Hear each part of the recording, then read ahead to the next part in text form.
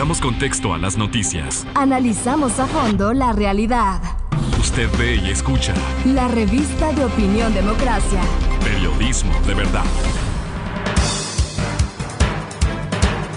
Estamos de regreso y ahí queremos saludar al señor doctor Francisco Huerta, coordinador nacional del Frente Cívico Ecuatoriano, y al periodista Cristian Zurita. El tema al que les hemos invitado, no solo por lo que el propio Frente ha planteado, la investigación de los aportes a las campañas electorales, sino porque muchas de esas investigaciones ya han dado resultados periodísticos, por lo menos. Y claro, en medio de todo eso, el famoso crowdfunding, que también resulta que es una forma de cubrir eso, ¿no? Doctor Huerta, bienvenido, buenos días. ¿Cuáles son las bases para que usted plantee una investigación inmediata de los aportes de campaña? Un gusto saludarle, bienvenido, buenos días. Buenos días, tocayo, a los tiempos. Sí, mucho ¿no? gusto, con todo gusto contestamos sus inquietudes y gracias. Efectivamente, el Frente Democrático, el Frente Cívico Ecuatoriano ha estado considerando varios aspectos de la campaña que son anómalos.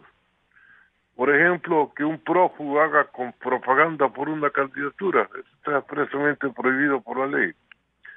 Cuando éramos Observatorio Ciudadano de Control Electoral para evitar el fraude, se insistió con múltiples comunicaciones al Consejo Nacional Electoral sobre estas violaciones a la ley. Pero la más grosera es recibir dinero de fuentes extranjeras, según denuncia la revista Semana. También mandamos comunicación y no se investiga como es debido.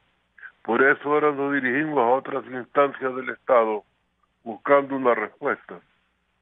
Hablamos del Consejo de Seguridad Pública y hablamos también del contencioso electoral y de la Fiscalía. A ver qué respuesta tenemos. Hoy día hemos publicado en el Diario del Comercio nuestras inquietudes. Esperemos que sean atendidas. Doctor Huerta, está compartiendo con nosotros este diálogo el periodista Cristian Zurita. Bueno, y Cristian ha tenido gran trabajo, diríamos así, ¿no? En las cosas que normalmente hacen como investigadores. Pero ahí hay varios frentes, Cristian. El doctor Huerta dice, ya solo el hecho de que alguien sentenciado participe en la campaña ya es una ilegalidad, por decirlo menos. Pero el propio financiamiento que conocimos por Revista Semana, pero que hemos conocido por las investigaciones de ustedes, ¿quién debe responder? El doctor Huerta dice, están mirando a otro lado. Cristian, bienvenido, buenos días. Muchas gracias, Francisco, un gusto conversar contigo nuevamente. Un honor, una satisfacción, un saludo fraternal al doctor Huerta en Guayaquil. Bueno, no va a ser fácil acceder inmediatamente a la información que tiene este momento la Fiscalía porque está en plena investigación y luego de la entrega de un segundo paquete de pruebas y documentos entregados hace pocas semanas a la Fiscalía General del Estado, pues deberíamos entender que podríamos tener resultados prontamente, ¿no? Es decir, yo no pensaría que esto podría pasar más de 15 a 18 días en los que ya podamos conocer qué tiene la Fiscalía, qué investigaciones ha realizado, qué ha logrado concatenar y relacionar con respecto a la entrega de estos recursos por parte del Ejército de Liberación Nacional a la campaña de UNES, que dicho sea de paso, su sistema de fondeo es por demás fuera de control, sin ningún tipo de sistemas o dispositivos que permitan identificar los recursos económicos, de dónde vienen y quién los entrega. Y pues las cosas son un poco claras con respecto a eso, ¿no? Da una imagen que se apega a las acciones desde hace muchos años que ellos han realizado, de que son por demás como muy libres en el manejo de los fondos y de quienes efectivamente se encargan de entregar esos fondos a las campañas. Claro, entonces ahí, doctor Huerta, lo que pasa es que el proceso de investigación va a tomar su tiempo y Cristian dice que él esperaría que en 15 o 18 días. Pero entonces esto ya no afecta a la campaña, las cartas están jugadas y los que se han financiado ilegalmente, viva la patria, y hasta pueden llegar a tener opciones de ganar las elecciones, Francisco. Sí, con mis saludos a Cristian. Lo que queremos evitar es precisamente que eso ocurra. En todo caso, parece que en el país, si no se produce una gran movilización social, las autoridades no toman en cuenta las denuncias. Por eso el esfuerzo de constituir núcleos de frente en toda la República. Para poder tener una presencia física se hace falta en las calles del país reclamando por estos atropellos a la Constitución Democrática del Ecuador. No puede ser que el financiamiento y la promoción de la campaña tenga las violaciones de la ley que hemos establecido.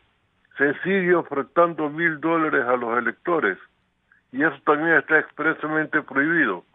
La oferta de dinero para conseguir votos, y eso es lo que se ha venido haciendo con los famosos $1,000.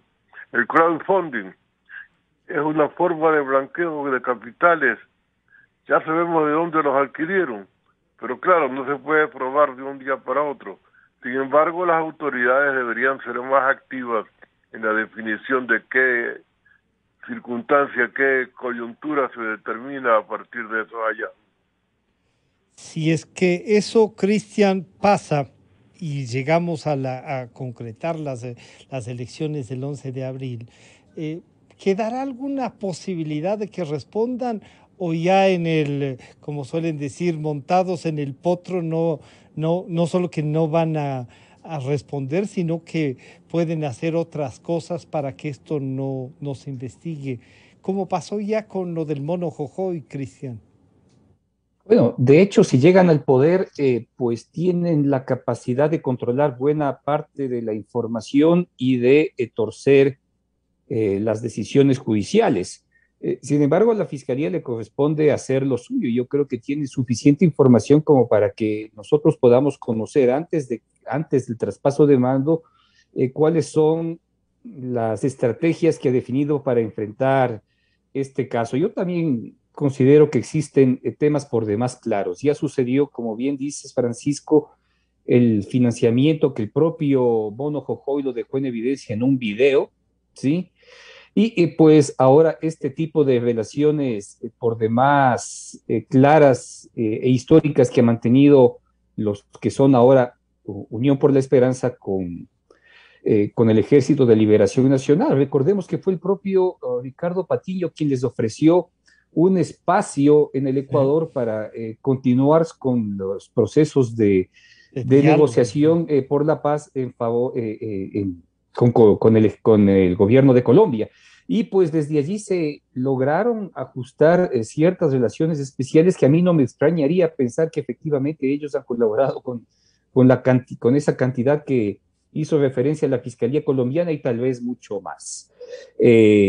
Ahora, que hay que enfrentarlo como sea, pues hay que hacerlo y está en las manos de la Fiscalía y para eso fue elegida la señora Diana Salazar fiscal, para enfrentarlo. Si es que no se da, pues habrá que verlo, pero en el momento en que tengamos la oportunidad de acceder a esta información, habrá que enfrentarlo con toda la posibilidad, con todas las movilizaciones que tengamos acceso y pues si se fracasa, el tema es que al menos la verdad tiene que brillar, si no brilla la justicia.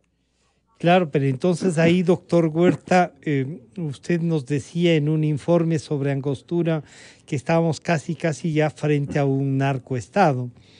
¿Y por qué se junta esto? Porque el ELN termina siendo la guardia pretoriana de los narcotraficantes y están en la frontera. Y como Cristian nos recuerda, tuvieron oficina aquí. Tenían subsecretarios asistiéndoles personalmente para esos diálogos o intentar buscar esos acuerdos. Algunos dicen no, lo que estaban era tratando de cómo garantizar sus propios negocios. ¿Cómo enfrentamos? La sociedad se siente a ratos. Uno piensa y dice, si el doctor Huerta Si Cristian Zurita, con todo el respaldo ciudadano, con el seguimiento que tienen, no logramos respuestas concretas. ¿Qué más nos falta, doctor Huerta? Reclamar como ciudadanos, definitivamente. Por eso el reclamo no es individual, es producto de la constitución de un frente cívico para este y otros asuntos. Pero lo que se revela con nuestra inquietud es el estado de descomposición que vive la República y el estado de indefensión ciudadana, puesto que las autoridades no ejercen con la velocidad y celeridad que deberían darle a estos asuntos. Todavía lo de Angostura está sin resolver si han pasado muchos años desde la denuncia del riesgo de convertirnos en una narcodemocracia. Ya ese riesgo pasó a ser una dura realidad. Queremos evitar que otra vez la intromisión de grupos vinculados al narcotráfico estén aportando en la campaña, porque eso es el compromiso de mantener el país libre de control en el tráfico de drogas, así como parte del compromiso del financiamiento anterior de las FARC originó la salida de la base de Manta y otro tipo de concesiones sin radares durante tanto tiempo, cielos libres para el tráfico de drogas. Ahora es escandalosa la magnitud de las capturas. El país está penetrado por el narcotráfico, abierta y claramente, en todas sus instituciones. Esta situación actual del financiamiento, establecido por la Fiscalía de Colombia, que traslada a su fiscal general al Ecuador y luego a la vicefiscal, revela la inquietud del vecindario respecto a lo que está pasando y nos dan los datos para que procedamos en consecuencia. Si no lo hacemos, ojalá el pueblo en las urnas produzca el rechazo que hay que producir a quienes tienen vínculos con este tipo de temas. Doctor Huerta, algunos han dicho que también hay una especie de intentar, no sé si, incidir en el proceso electoral por parte del gobierno de Colombia. ¿Usted siente que eso es solo un argumento para distorsionar la información que trae el gobierno de Colombia? Los que están tratando de incidir en el proceso electoral son los del ELN, como hicieron antes los de la FARC, con una donación abierta que el Mono Jojoy informó públicamente. Publicamos el video del informe de Angostura y luego negó diciendo que no había dicho eso. Pero todo el mundo sabe que así ocurrió. Ahora, por supuesto, van a decir que es injerencia del gobierno de Colombia, que nos está haciendo el gran servicio de alertar a nuestras autoridades con las informaciones que ellos tienen, que no son sacadas de la manga, son producto de la captura de las computadoras de uno de los combatientes del ELN que fue capturado o asesinado, no recuerdo. Uriel alias Uriel sería. Sí. Entonces, ahí, Cristian, lo que nos dice el doctor Huerta es, sí, hay argumentos, hay cosas para comenzar a trabajarlas, pero se ve que no va a ser muy fácil. Incluso la fiscal Diana Salazar, que se ve desbordada por los temas que pasan todos los días, o sea, del municipio de Quito, las vacunas, todo, ¿no? Se ve desbordada, pero esto es un tema esencial. ¿Tendrá peso, como dice Francisco Huerta, que la ciudadanía castigue estas cosas? ¿Se da cuenta, sientes que hay alguna, yo diría, alguna reacción frente a estos financiamientos irregulares, Cristian?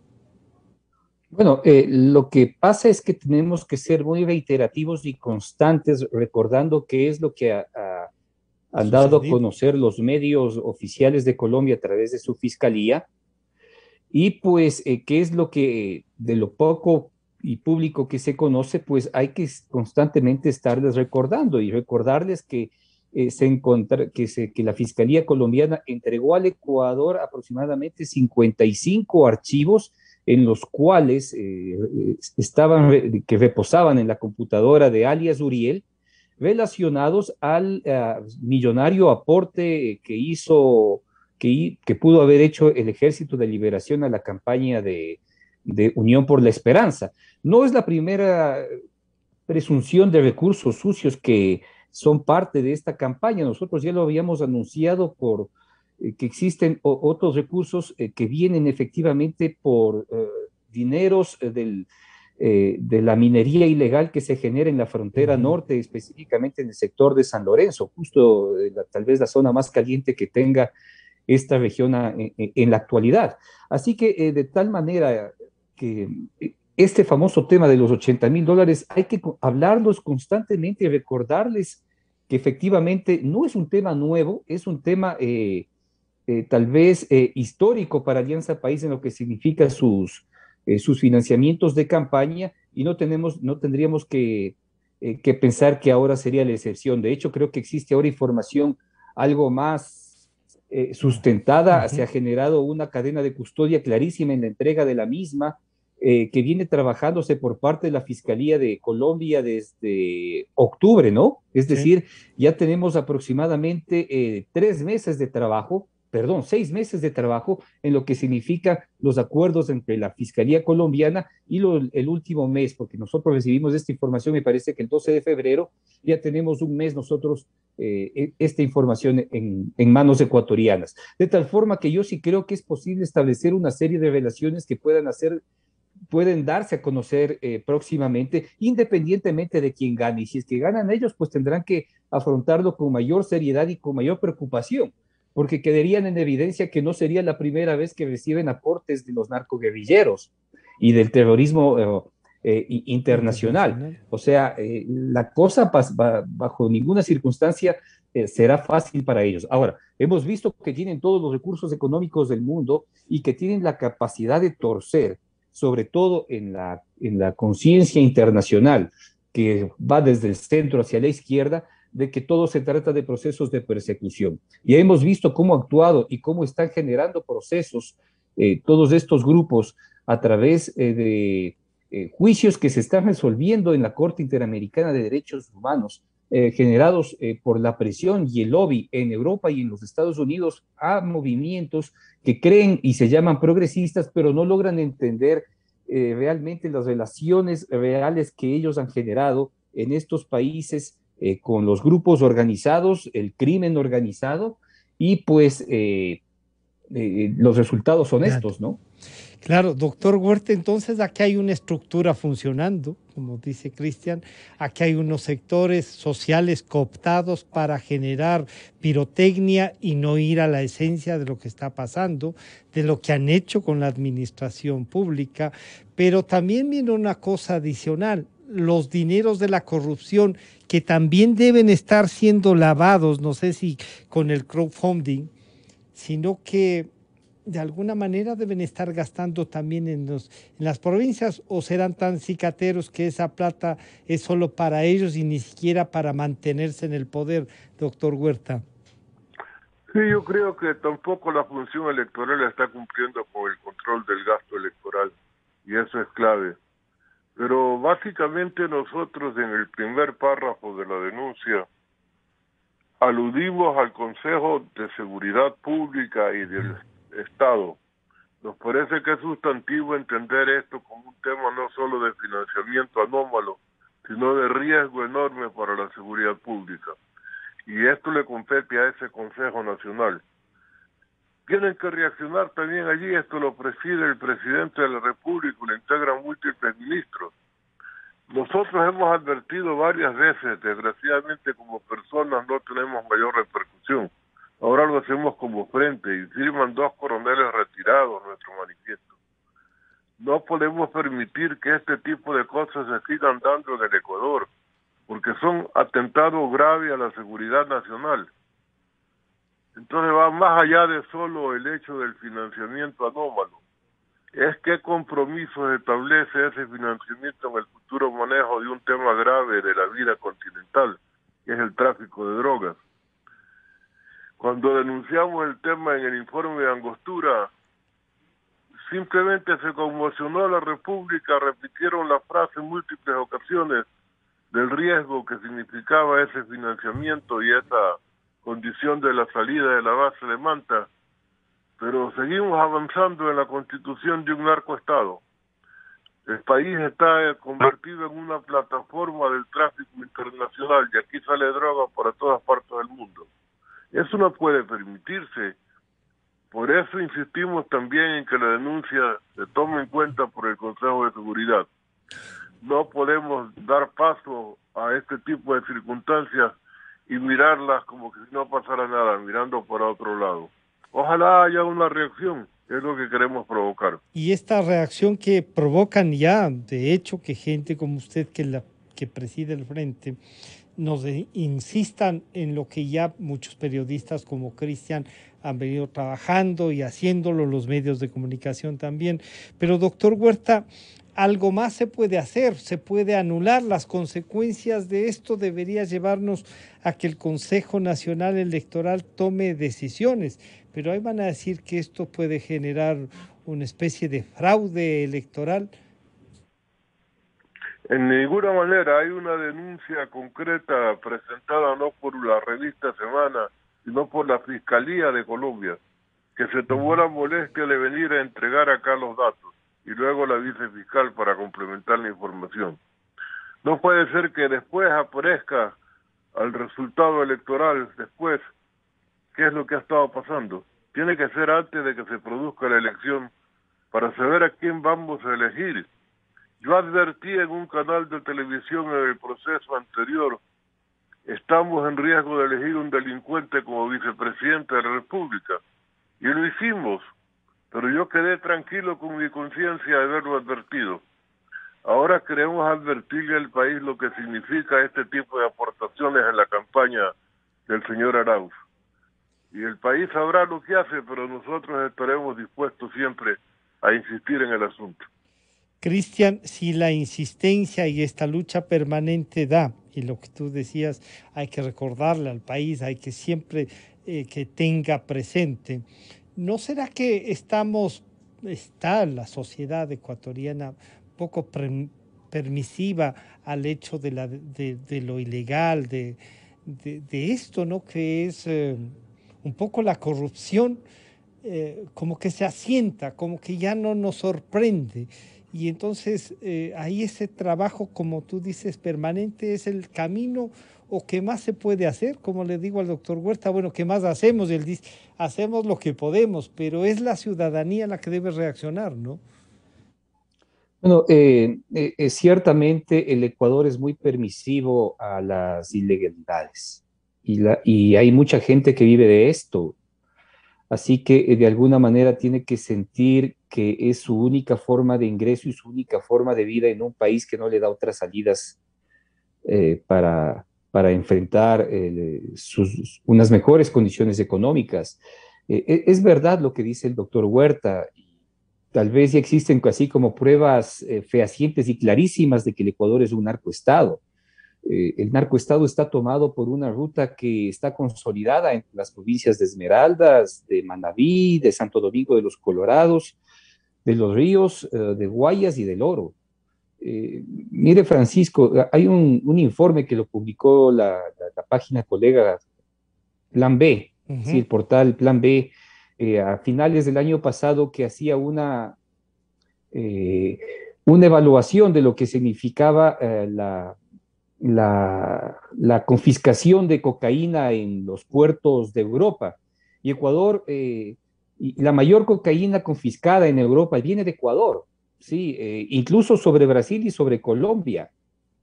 En los 2 años, en 2019 y 2020, solo en el puerto de Bélgica, en los puertos de Bélgica, se incautaron cerca de 8.500 kilos de cocaína que venían del Ecuador. ¿Por dónde salen? Pues salen buena parte por estas rutas clandestinas a través de lanchas rápidas que llegan a esta zona, a este polígono alrededor de los 1.000 kilómetros que tiene el Ecuador alrededor de las Islas Galápagos, y pues desde allí en grandes buques se distribuye, o también se distribuye directamente en los puertos a través de ingresos seguros, sobre todo el de Guayaquil, en el que se transporta a través de grandes barcos de carga hacia varios destinos internacionales. Y es por eso que hemos visto esta brutal matanza que sucedió hace poco, que parece que ya nos habíamos olvidado y que siempre hay que recordarla, que este es uno de los hechos que generan este estado de esta narcodemocracia que nosotros vivimos, en el Ecuador. De tal manera de que si es que nosotros nos ponemos a pensar en este momento, tal vez sean más ecuatorianos que viven o obtienen recursos de condiciones o temas ilícitos que de los legales, ¿sí? Y pues obviamente seguramente no quieren cambiar y no quieren cambiar de vida y pues tal vez a eso nos veamos abocados y es una realidad que seguramente, no es que seguramente, simplemente no la estamos viendo, no la queremos asumir, porque el Estado, sí, la democracia ecuatoriana no ha estado a la altura para ofrecer salidas necesarias a lo que los ecuatorianos requieren, o sea, trabajar mucho y ser, legales, es como que si no alcanza efectivamente para salir de la pobreza. Eso no solo pasa aquí, pasa a todo el mundo, pero al menos en otros lados es como que se ven hilos o luces de esperanza. En el Ecuador efectivamente eso no pasa. Claro, doctor Huerta, entonces el camino es porque las instituciones comiencen a funcionar mejor y también eso dependerá de lo que los ecuatorianos podamos hacer el 11 de abril, no escoger con todos estos antecedentes, con todo lo que ustedes, los medios, le ponen a disposición como información. ¿Cuál debe ser la reflexión de los ecuatorianos para el 11 de abril, doctor Huerta? Perdón, no te escuché. Decía que cuál debe ser la reflexión de los ecuatorianos en virtud de lo que ustedes han conversado y han puesto a la disposición como información. ¿Cuál debe ser la reflexión para votar el 11 de abril? Del riesgo en que está la República. Ya vemos cómo se han tomado las cárceles. Lo que acaba de ocurrir y fue desastroso como espectáculo horrendo. Pero más allá de ese hecho, ¿qué está detrás? Es lo que hay que reflexionar. Y viendo qué es lo que está detrás, no podemos permitir que lo que ocurrió en las cárceles ocurra en la República y se tomen todo. Eso es lo que queremos alertar fundamentalmente, que el narcotráfico no se tome toda la institucionalidad de la República. Y por supuesto ellos buscan tomarse el poder y tienen candidatos que se prestan. Eso es lo que queremos significar. No puede ser solo la reacción electoral de la próxima elección, sino también tenemos que tener una reacción institucional. Para eso existe todavía un Estado ecuatoriano, salvo que ya esté tomado todo, ¿no? Claro, entonces, Cristian, como dice el doctor Huerta, esta institucionalidad que a veces parece comienza a funcionar, otras veces le caen para que no se tropiece. Como dice el doctor Huerta, es rumbo a este fortalecimiento institucional. Tendrán la fuerza nuestros jueces, la fiscal general ahora, que ha tenido papeles importantes, pero estamos preparados para esto, Cristian. ¿Habrá voluntad? ¿O las condiciones que tú analizabas hacen más frágil esta posibilidad de retorno a una institucionalidad? No es fácil para el Ecuador. Sí, y también no es fácil identificar nuestra real condición como ecuatorianos, porque en realidad estamos dentro del problema y cuando estamos dentro del problema, de pronto no podemos avisorar con claridad qué es lo que vivimos. Pero la realidad es que nosotros como ecuatorianos tenemos terror parecernos a Venezuela. Y la realidad es que el resto de países, los ciudadanos del resto de países tienen terror de parecerse a Ecuador. ¿Sí? Esa es la verdad. Así que si es que en una de las dos condiciones gana el candidato Arauz, o sea, yo no creo que nosotros como país tengamos capacidad de reinstitucionalizarnos nuevamente. Yo creo que será muy difícil. O sea que si encuentras una conexión entre lo que puede pasar el 11 de abril frente a lo que está pasando y que se puede resolver, por más que tengamos los elementos, como dice el doctor Huerta, están puestos ahí los elementos. Porque ellos nunca han tenido vergüenza y no han negado que requieren que el país mantenga la dolarización a como de lugar y a ellos no les importa si es que vienen dineros sucios, tal como llegaron en los 10 años en los cuales no combatieron el narcotráfico. Gracias a ellos es que ahora tenemos unas rutas extremadamente consolidadas de grupos muy enraizados, que ya ni siquiera son mexicanos y colombianos, sino que ecuatorianos que ya manejan una red clarísima de lo que significa el narcotráfico. Y a ellos lo que más les interesa es seguir haciendo su negocio, y a un gobierno que le falta recursos económicos y que necesita dólares para mantener la dolarización, es lo que menos le importa de dónde venga, ¿sí? Porque esa ha sido la realidad del Ecuador, ¿sí? Esa fue la realidad de ellos, y cuando vuelvan, efectivamente no van a tener ninguna vergüenza. La realidad y pues los efectos que vamos a ver es una sociedad extremadamente destruida en su tejido social, por las condiciones provocadas por el narcotráfico, tal como pasa en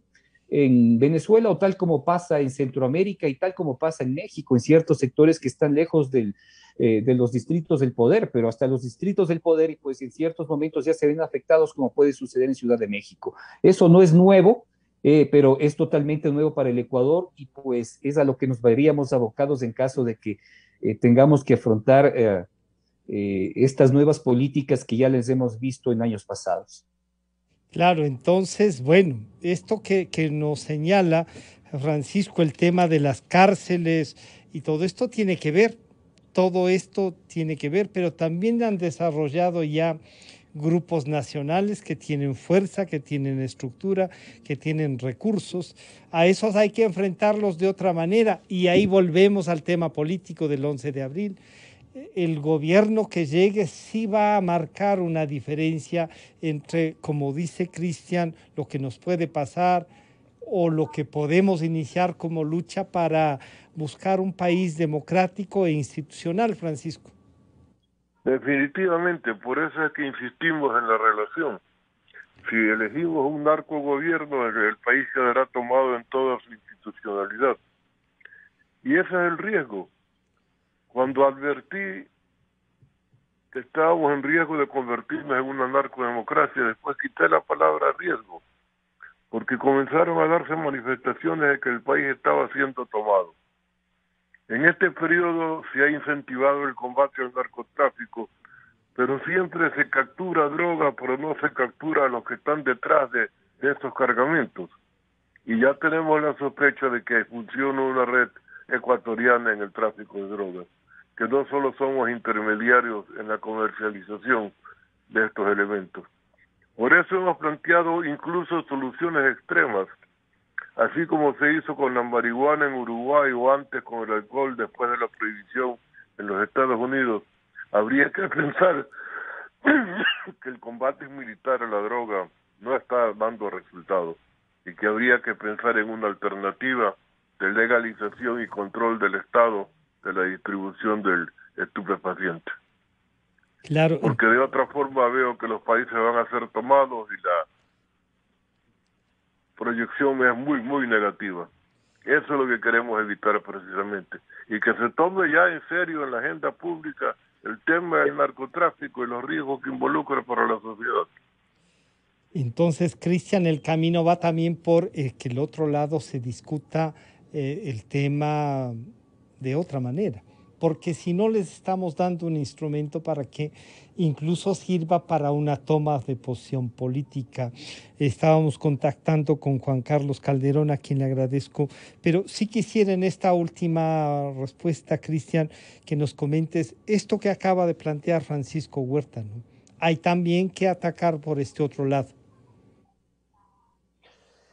Sí, es real, o sea, hay que tener una sociedad como que muy activa frente a estos graves problemas porque no son desafíos, son graves problemas que tenemos que afrontar.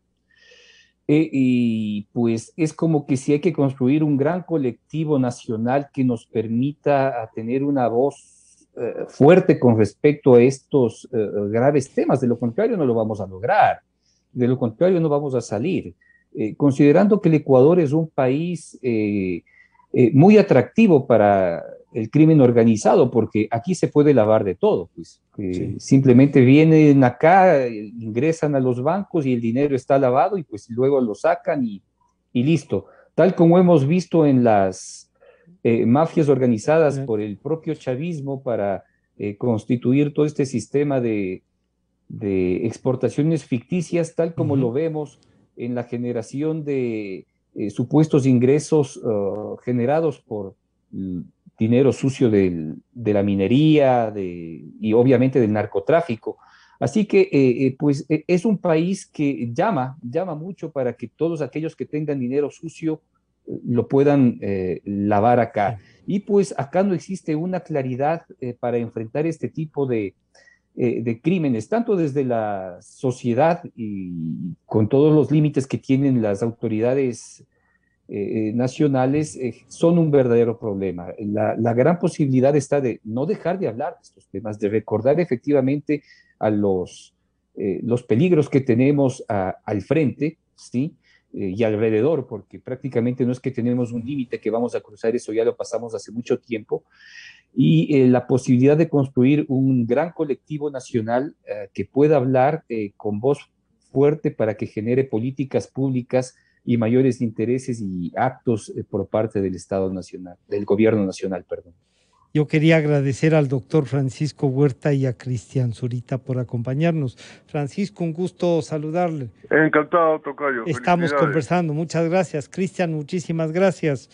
Un gusto, ya Francisco. Muchas gracias. Y damos la bienvenida a Juan Carlos Calderón. Juan Carlos, hace un momento Cristian nos recordaba que en octubre ya Plan B, el trabajo de ustedes, nos planteaba el tema del financiamiento, las investigaciones de los aportes, nos recordaban lo que pasó ya en las campañas anteriores, lo del mono jojo y eso. Del seguimiento periodístico, Juan Carlos, ¿cómo estamos? No pasa nada, el trabajo se sigue haciendo, pero no pasa nada. ¿Cuál la visión? Juan Carlos, gracias por atendernos. Buenos días. Francisco, buenos días y un cordial saludo a toda la audiencia, la gran audiencia de Radio Democracia. A ver, claro, en octubre nosotros planteamos, creo que hemos sido uno de los medios que más ha seguido el tema del narcotráfico, el crimen organizado en el Ecuador en los últimos años. Es más, estamos a punto de publicar un especial sobre el narcotráfico con más de 70 historias que hemos desarrollado sobre el tema en varios ejes. Uno de los ejes es el financiamiento, que ya han abundado y con absoluta sapiencia tanto Cristian como el doctor Huerta. El tema de lo que se ha dado de llamar, y uno de nuestros columnistas, de Luis Córdoba Alarcón, llamó la legalidad del crimen. Es decir, cómo el crimen organizado, y en esto incluyo corrupción, incluyo narcotráfico, trata de personas, lavado de activos, tráfico ilegal de minería ilegal, todo esto se va prácticamente tomando poderes políticos y también legalizándose de alguna manera, introduciéndose en el sistema legal ecuatoriano. No es un invento del Ecuador, es una situación que se da en toda América Latina, pero se llama la legalidad del crimen, en lo cual el crimen prácticamente se vuelve legal, se vuelve algo con el cual teníamos que convivir. Algo que es cotidiano porque está ahí, pero lo que nos recordaba hace un momento Cristian Zurita, ¿no? O sea, ingresa dinero acá, va a los bancos y lo exportan, incluso pagan los impuestos de exportar ese dinero. Claro, pero porque es que hay una normativa que la permite y hay superintendencias que no controlan. O sea, ese es el problema central del Ecuador, es que hay superintendencias de control que no cumplen con su deber. Se ha visto en el caso ISPOL, se ha visto en un montón de cosas donde los organismos de control no cumplen la tarea, no cumplen con su deber. Y el principal sistema de control, que creo yo, me parece más grave aún en todo esto, es el tema del sistema de justicia.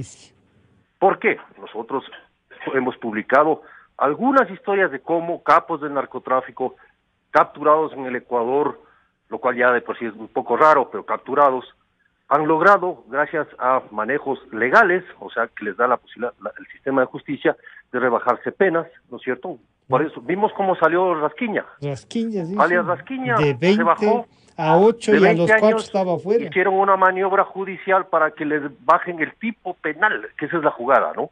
Bajar el tipo penal, y luego va a otro juez, sus abogados van a otro juez o jueza, y dicen, miren, tenemos derecho a la rebaja de pena. ¿Por qué? Porque le han bajado de 20 a 8 años. Sí, le cambiaron el tipo penal. Entonces, ya no es asesinato, es producción de droga, ya no es tráfico de droga, es complicidad.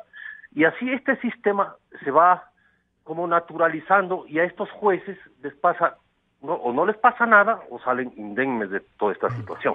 Entonces el sistema de justicia, Francisco, hablo de Fiscalía, y hablo de todos los esfuerzos que hacen Policía Nacional y Fiscalía y todo, también se choca contra jueces y juezas que están en otro plano en este tema, ¿no? Y entonces, pero también alguna reflexión frente a la justicia y aquello de que en Colombia se pudo dar, y recuerdo el libro, es plata o plomo, también puede estarles pasando a eso, con lo cual se vuelve muy vulnerable nuestro sistema, además de permisivo, vulnerable por estas otras cosas.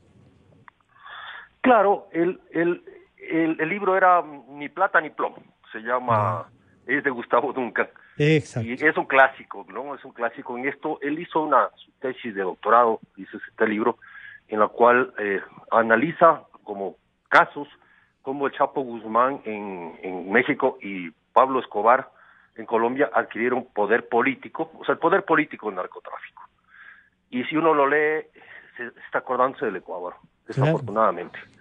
Entonces, ahí hay una vulnerabilidad enorme porque de alguna manera tal vez los jueces nacionales y hasta provinciales pueden estar blindados. Pero los jueces de primera instancia que están en las zonas más duras del narcotráfico y del crimen organizado, siempre están más vulnerables. Ellos viven ahí, ellos, sus familias viven ahí, pueden ser amenazados, si no reciben dinero o no aceptan, se les pone en la mira, y si le matan a uno y amenazan a uno, pues les toca torcerse, o lo que sea. Entonces, esto es una forma de lucha perdida ante el poder del dinero, del narcotráfico y del crimen. O sea, insisto, cuando hablo del crimen organizado, también hablo de la corrupción. Claro. Porque el dinero de la corrupción también se lava, ¿sí? Se lava y vuelve a recircular en el Ecuador y como que no ha pasado nada. Y si en la justicia no existe la debida celeridad y el debido compromiso para castigar a los culpables, entonces la cosa se queda ahí. Y hay temas pendientes. En este tema ya han pasado un año de todo lo que ha significado los robos en los hospitales, por ejemplo, ¿no es cierto? Uh-huh. Y hasta ahora no vemos nada en concreto. No solo que no hay cosas concretas, cada vez que hay una audiencia ya se está volviendo común de que haya una amenaza de bomba, de que los abogados digan que se han enfermado, que tienen una cosa, que tienen otra cosa, y ahí demuestran el poder que puede darles la corrupción, que es otro de las cosas que aquí se lavan, ¿no, Juan Carlos? ¿Quién puede actuar? Por ejemplo, cuando en el caso de los hospitales, de los medicamentos, no se puede instalar siquiera la audiencia, Juan Carlos. Claro, pero ahí, volviendo a la pregunta que me hacías sobre el tema periodístico, uh-huh. Claro, la idea en el periodismo es visibilizar esto, ¿cierto? Alertar, más o menos como se hacía esa metáfora de poner la luz, alumbrar un cuarto oscuro para que corran las cucarachas, pero de hecho las cucarachas tienen que correr a la cárcel, o sea, a la trampa, sí. no corren no para a todos los lados escondites y diseminan la plaga. Entonces, ese es un problema en el cual si la sociedad ecuatoriana, y he escuchado con mucha atención a Francisco Huerta y a Cristian Zurita, y las alertas que ha dado constantemente el doctor Francisco Huerta, en un país ciego, sordo y mudo, en este tema, ¿sí? Es como que nos gustara mirar para otro lado, en este tema tan grave, y yo creo que es porque se ha naturalizado tanto la corrupción, y es tan normal que haya gente con mucha plata y que nadie le pida cuentas, que haya sacado mucha plata de no se sabe de dónde, y no funcionen los organismos de control. Eso es para mí grave, no funcione la UAFE, ¿no es cierto? Sí. No funcione con celeridad, o la Fiscalía General ponga énfasis permanente, porque hay un montón de casos de narcotráfico que caen. Fíjese el caso de Gerald, Francisco, el famoso Gerald, que creció a la sombra, ¿no es cierto?, en la década del correísmo. Gerald se convirtió en un capo del narcotráfico ecuatoriano. En Estados Unidos le llamaron el Pablo Escobar ecuatoriano. Sí. Este señor logró introducir por una vía de lanchas rápida y un sistema muy eficaz de transporte por alta mar, ¿no es cierto?, con lanchas rápidas y barcos nodriza, 250 toneladas de droga a los Estados Unidos, casi el doble de lo que metió el Chapo Guzmán. ¿Sí? Este señor permaneció aquí, prácticamente protegido. Él es atrapado desde en Colombia, ¿sí?, por un trabajo de la DEA y la Fiscalía de Estados Unidos. Ahora está en Estados Unidos, pero lo cogen en Colombia, Aquí no pudieron cogerlo, aquí no lo cogieron. Aquí paseaba. Aquí se paseaba. Sí, paseaba, Tenía tenía el bienes, mar todo. a su disposición, el mar a su disposición. Entonces, ese es el Estado ecuatoriano. O sea, solo con ese ejemplo nomás, o sea, debería darnos vergüenza tener al Pablo Escobar ecuatoriano, ¿no es cierto? Pero ¿quién lo protegió? ¿Qué poder político lo protegió? Para que creciera de esta manera. ¿No? Entonces, sí me parece que esto es muy complicado para el Ecuador.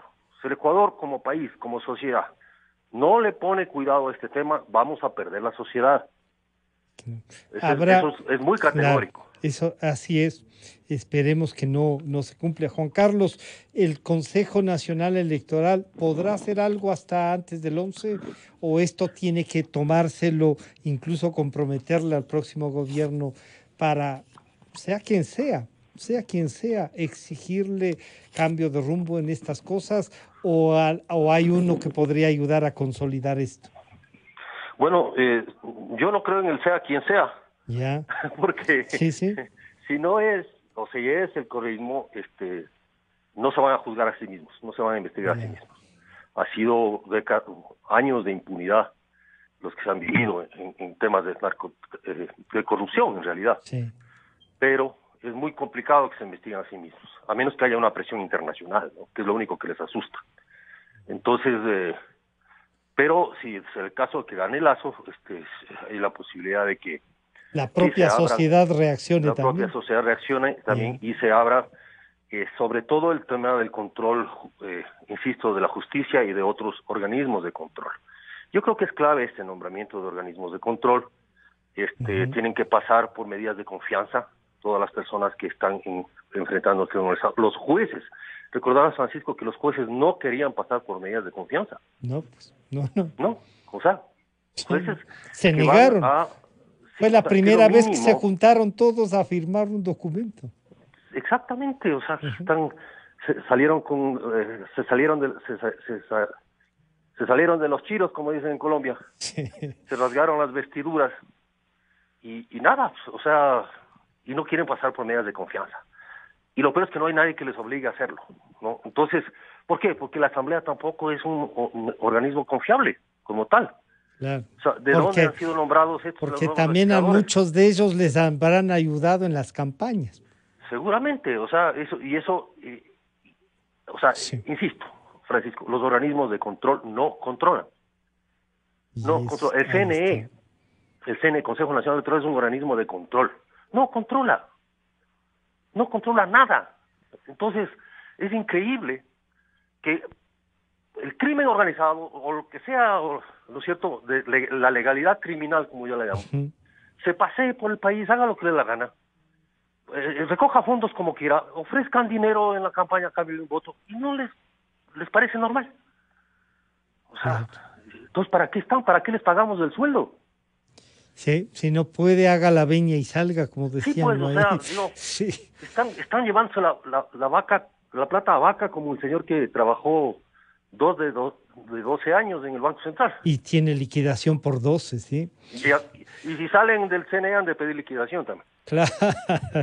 Juan Carlos, ¿para cuándo esperamos el tema de la investigación de Plan B sobre el narcotráfico, su financiamiento y la corrupción en general?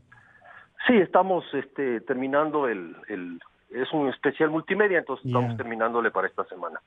Esperamos poder acelerar para que la cosa... Y ahí estaremos entonces sí, en contacto. Esperemos que el acelerador esté a fondo para que la cosa sea antes de las definiciones, como dicen. Sí, yo creo que de todas maneras las cosas, en medios, cuando salen estas cosas, poco influyen en las decisiones, ¿no? Legales. Pero por lo menos queda la constancia de lo que puede pasar. Sí, poco influye porque la gente vota por otras circunstancias. En general vota en contra, entonces en contra de. Entonces eso es lo que hay que trabajar en contra de. Sí, pero lo que tú has dicho es una cosa muy importante. No es gane quien gane. Y en eso tienes absoluta razón. Juan Carlos, muchas gracias por atendernos y por acercarnos más al trabajo de Plan B. Un gusto saludarte. Gracias, Francisco. Una feliz semana. Estamos en la Semana Mayor. Gracias. Ha estado con nosotros el director de Plan B, Juan Carlos Calderón. Y con esto estamos terminando ya la mañana, este inicio de semana. Muchísimas gracias por acompañarnos. Hasta mañana.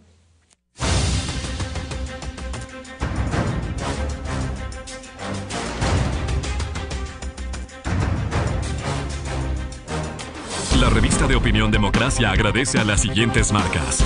Inicio de espacio promocional y publicitario.